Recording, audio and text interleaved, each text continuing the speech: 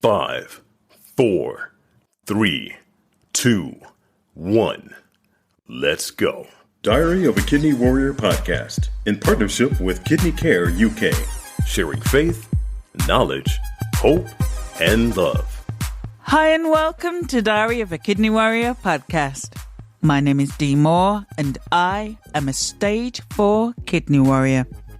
This podcast is dedicated to encourage, educate, and inspire as we explore all aspects of kidney disease, chronic illnesses, and health. If you have any questions or ideas for topics you would like me to cover, please get in contact with me on social media using the handle Diary of a Kidney Warrior. My guest today from Canada is Chelsea Coumoundouros. Chelsea is a PhD student at Uppsala University and visiting student at the University of Exeter. Chelsea joins me to share about her research and is part of the ENTWINE research network that is focused on conducting research to support care partners. Hi and welcome to Diary of a Kidney Warrior, the podcast. How are you doing today, Chelsea?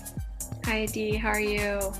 I'm good. I'm really looking forward to our interview today. Really glad to be here.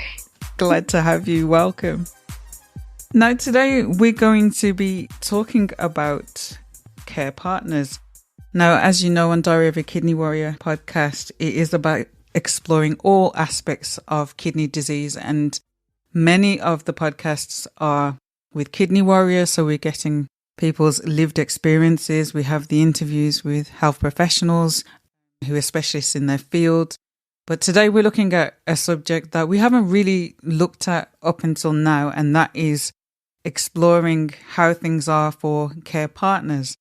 Now, that term might mean different things to different people. And so the first thing I'd like to do is explain, when you're talking about a care partner, what do you mean by a care partner? So for me, somebody who is a care partner, I would say if you are a family member, a friend, or a partner of somebody with a kidney condition, you are very likely a care partner. So we really think of care partners as anybody who is providing a little extra support and help to somebody with a kidney condition. What that looks like and what being a care partner looks like can be very different for different people. So for some care partners, it can mean helping somebody with more medical related tasks. So if somebody's getting dialysis at home, maybe a care partner kind of helps them with that, or maybe helps them with any medications that they're taking. For other care partners, it could mean really just kind of help with regular kind of everyday tasks. But maybe now the person who they're supporting, who has a kidney condition, needs a little bit more help with that than usual. So you could think of things like running errands, just help around the house, help with any cooking. It could also mean just supporting somebody with any lifestyle changes, or maybe if they have to change what they're eating. I think that can be really difficult for anybody. So care partners maybe just are supporting somebody with that. And of course, it can also mean providing emotional support. So just listening to the person with a kidney condition, comforting them if they're feeling worried or anxious about anything. So just being that emotional support for them. And like I said, being a care partner can look different for everyone. So some care partners, they may be doing every single one of the things I just mentioned. But for some people, it could just mean maybe you are really just someone's emotional support, but you're not really helping with other things. So it can be unique for everyone. And again, the key message is really that if you know someone, if you're close to somebody who has a kidney condition, you probably are a care partner. So some of the things that you mentioned there are actually done by medical staff. So is a care partner a medical professional, or is it one and the same, or is it different? So being a care partner, it's definitely very different from being a medical professional. So care partners are not paid for what they are doing. It's not a form of employment for them. It's just something that often people do if somebody in their lives has a kidney condition or really any kind of health condition that comes up. Care partners also, they're not necessarily trained to do these things. So just like the person with the kidney condition, it's maybe something new. They're learning how to do these things. The care partner is kind of learning along with them. So it's really just, again, family members and friends. They're not trained. They're not being paid to do this. It's just a role that they take on because it's often needed. And when somebody in your life needs support, you try to do your best to provide it. So when I think of the average family where they have a family member who has CKD, I can imagine that there is a massive focus on the individual who has CKD, but the person who's giving them that support may get forgotten or lost in a sense because there is that great need for that focus. And I would imagine that that could be quite stressful. They might feel guilty for feeling stressed out because their loved one is going through such a difficult time. I would imagine that it is very difficult for them as well. And so I could see clearly why there should be a focus on care partners. But for yourself, why else do you think it's important to focus on care partners? So I think it's important to focus on care partners because we know that what care partners do is really valuable. It's really important, the work that they're doing and supporting somebody they know with a kidney condition. And I think that that support is really appreciated by people who, with a kidney condition, with chronic kidney disease, who are receiving that support. But we know that for care partners, it can also be really challenging to be taking on that kind of a role. And care partners themselves can experience different challenges and often can experience emotional difficulties like, feeling stressed or worried or anxious or having low mood themselves. So they have their own support needs, really. And I think of a care partner and the person that they care for kind of as a team. And I think in a team and for a team to be working well, you need to make sure that both people, both of their needs are being addressed and that they're both getting the support that they need. And like you said, a lot of times care partners' needs maybe don't get the attention that they should.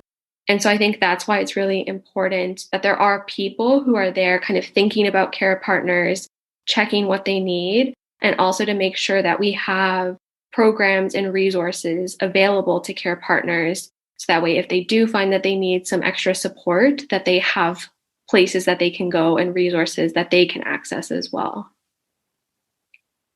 So what would be some of the reasons or some of the barriers to care partners not getting the support that they need? So I think there can be a lot of reasons that care partners don't get the support that they need.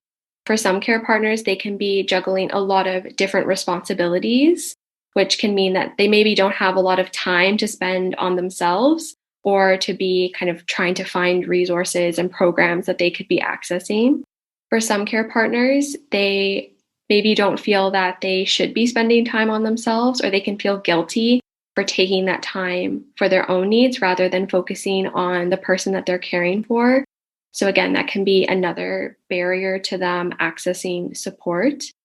Also, I think just finding support, sometimes that can be difficult, or maybe care partners aren't aware of the resources available to them. So that can also be a bit of a challenge, but it's definitely a multi-layered issue. And I think for all care partners, they'll have kind of different barriers that they're experiencing as well. So what support is out there for care partners? I think a good place for care partners to start are some of the nonprofit organizations that are out there in the UK. So places like Kidney Care UK, they have a lot of information on their website. And I know they also have counseling available and a phone number that people can call. So I think that can be a good place for if you need support, since I think they have a great list of resources. They know what's out there. So even if they can't provide what you need, they probably know where to direct you. I also think just maybe talking to somebody that you trust, maybe talking to some of the medical care team that you maybe, or the person you care for has contact with. They may know things, but maybe sometimes it takes you asking or you bringing it up to kind of start those conversations. So I think, yeah, those are some great places maybe to start if you are wanting to find some support. And I think that it really is letting people know that it's okay to ask for that support. It's okay. If you need that support, please do reach out and please do ask. So while we're talking about Kidney Care UK, I know that you're featured in the latest Kidney Matters magazine. There's an article in there about the research that you're doing. So give us a little tiny snippet. I mean, we do want people to actually read the article, so we're not going to say too much about it. But if you can give us just a quick summary of what the article is about, just a taster to tease people into, oh, I want to know more, and read the article. Yeah, so it was really great to be able to contribute an article to the current issue of Kidney Matters magazine. So if you're listening to this in the future, it's the spring 2022 issue. And we have an article there that's all about care partners of people with kidney conditions, talking about some of the same topics we're touching on here, some of the challenges that care partners can experience, barriers that they can encounter to accessing support. And then we also talk about my research, which is focused on developing a support program for kidney care partners. So in terms of your research, so clearly this is what has brought you into thinking about care partners and the challenges that they go through. Tell me a bit more about the research and what you're hoping to achieve. Yeah, so I'm a PhD student, so this research is all a part of my PhD. So my project is about developing a support program for care partners of people with kidney conditions. And what we see in kind of from a research perspective is that there's not a lot of research being done into developing support programs for care partners of people with kidney conditions, especially focused on emotional well-being, which we know a lot of care partners can struggle with their emotional well-being. So that's why we want to make sure the program we develop can support that need.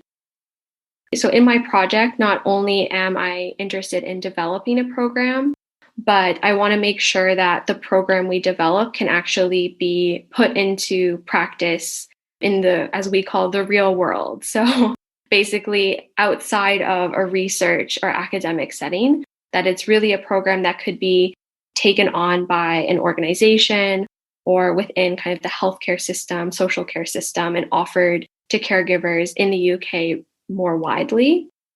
We know that it's really hard for a research project or something developed kind of as a research project to kind of make its way over to settings outside of academia. So that's why we're really trying to focus on this from the very beginning of development. So that way we make something that not only is hopefully going to support care partners and meet their needs, but also that it fits within kind of the existing systems, like the healthcare system and organizations that could actually be offering this to care partners, and that we don't want this to stay a research project forever. So how are you looking to do that? How are you going to be able to, because you said you want from the very beginning to make sure that it crosses over and it has relevance in the real world. So how are you going to do that? So it's definitely challenging to make sure that what we develop will be able to be implemented in kind of real world settings. But some of the things that we're trying to do is to engage different people, different stakeholders in our research project as we develop this program. So not only do we want to be getting feedback from care partners themselves on what they want in a support program, but we also want to talk to other more professional stakeholders like healthcare professionals, people working at nonprofit organizations to get their perspective on the program we're developing, to make sure that as we continue its development, we're meeting kind of everyone's needs, because everyone will be important to make sure that the program can be implemented into practice. And so the first thing that we're doing, the first project that we've started with to try to achieve this, is we currently have an online survey that's for care partners of people with kidney conditions. And in the survey, we're focused on finding out what care partners would want in a support program to support themselves or other people, in a caring role. So we ask a lot of questions about what type of information they would want in this support program, but also things about like how it should be delivered, how they would want to find out about a support program. By how it's delivered, I mean, do they want a program to be online, like a website? Do they want it to be an app on their phone? Do they want a workbook that they can print out, just something they can listen to? So we ask lots of questions around that. So a lot of these programs are programs that the care partner can kind of work through on their own, but there's also the possibility to make sure that there's some kind of support provided to care partners as they're working through the program. So we also ask a lot of questions around whether that's something that people would want, and again, what that support should really look like. So what is the eligibility criteria? Who can take part in the study? So to take part in the study, you need to be at least 18 years old and living in the UK. You also need to be a care partner of somebody with a kidney condition. And like I said, we think of a care partner as basically anybody who's a family member, friend, or partner of somebody with a kidney condition.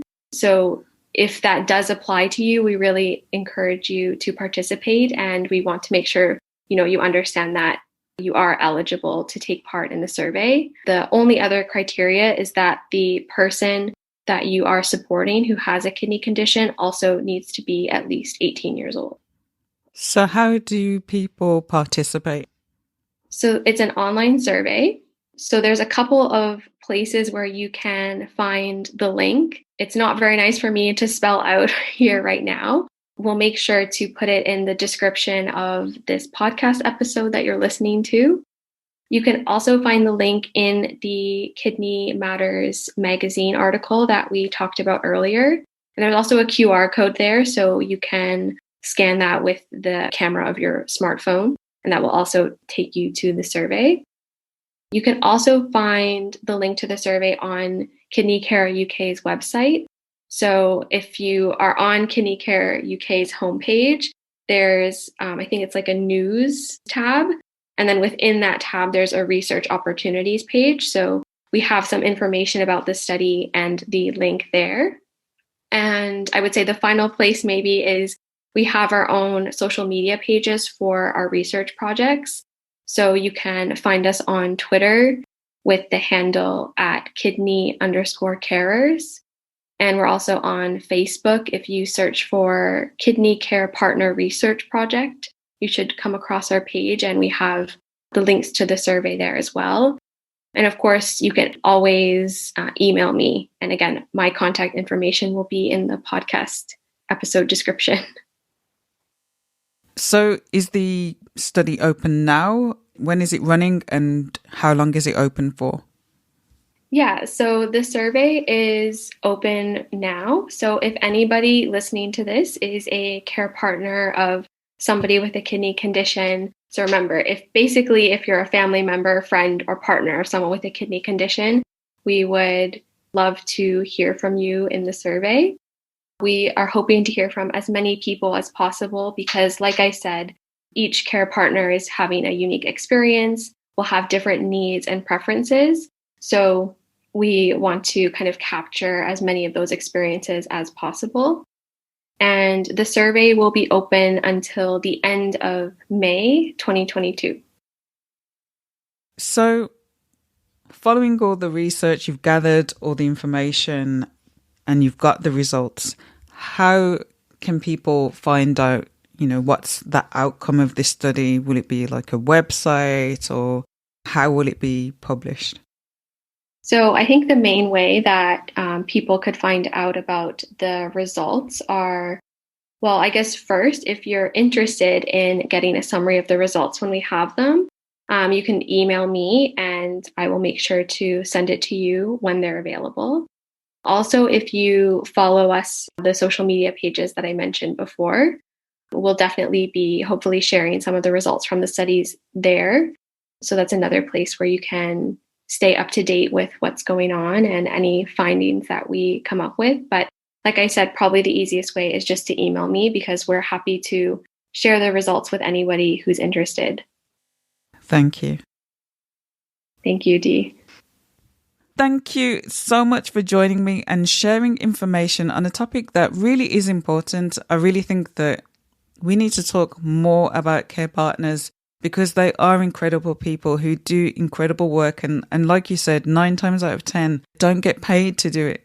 These are committed, selfless, hardworking people who really do need that support, who really do need that recognition as well. And so, yeah, I think, once you complete this study, I think it'd be great for you to come back and have a chat with me and share about what the results are. And I really think it can make a difference for so many people. So thank you so much for sharing this information. And for anyone listening, please, please, please do click on the link and take part in the survey so that you can help support people around the country that really do need that help.